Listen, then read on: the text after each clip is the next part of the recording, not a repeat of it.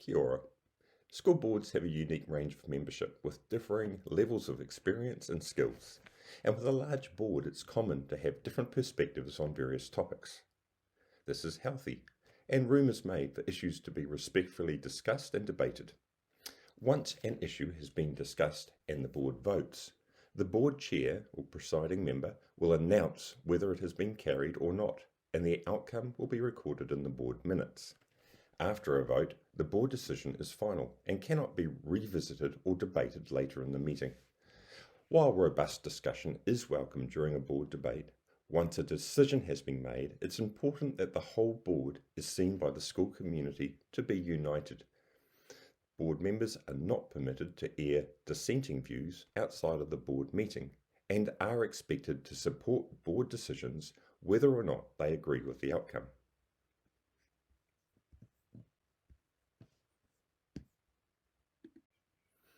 We have a board code of conduct, which all members are required to affirm after each election and at the beginning of every new year. One of the tasks of the board chair is to ensure the behaviour of members is aligned to the code and to address issues where this doesn't occur. Key to resolving relational tensions in our board has been our commitment to follow the biblical guidance of Matthew 18. When offences occur, and Scripture tells us they will, trustees are obligated to raise their concern first with the person, or if that isn't appropriate or doesn't work, take others with them to help work through whatever the issue is. Our board policies also outline rules around board communication. Usually this is delegated to the board chair or executive principal, depending on the issue. No board member can speak on behalf of the board unless they have been delegated by the board to do so. Sometimes parents will approach board members individually to raise an issue or a complaint. Members should respectfully direct those people to the appropriate process. If it's related to a classroom practice, they should engage with the classroom teacher or head of school. If they remain concerned or feel it is appropriate, they can raise it with the executive principal. Complaints received by the board will be referred back to the appropriate person if due process hasn't been followed. Just as with board practice, we expect our community to also follow the Matthew 18 principle when addressing concerns. Now let's talk about conflicts of interest. As a board, we need to assure our school community that decisions we make are made impartially and for the right reasons, and are not influenced by personal interests or ulterior motives. Within school communities, people often have many different roles, helping out in voluntary capacity or in providing paid services to the school. Simply being involved or having a particular interest doesn't automatically mean a board member has a conflict of interest.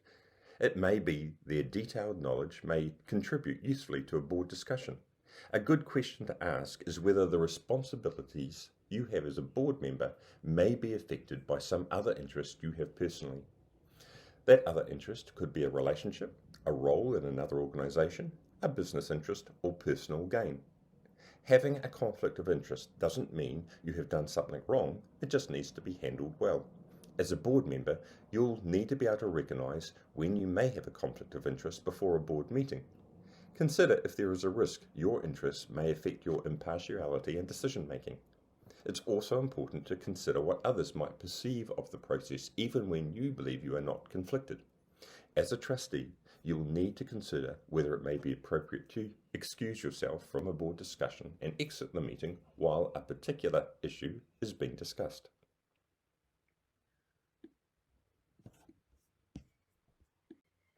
There's an excellent online guide written by the New Zealand Auditor General that outlines the basic rules that apply to different types of conflicts and provides guidance on best practice to help you judge how to best manage a conflict of interest when the rules by themselves do not provide an obvious answer. A link to that guide is on the screen.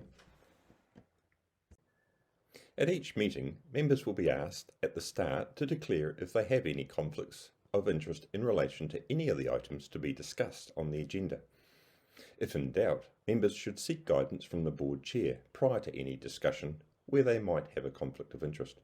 For transparency, the board maintains a register of interests for all board members. The next video covers the subcommittees of a board. Tēnā koe. Thanks for watching.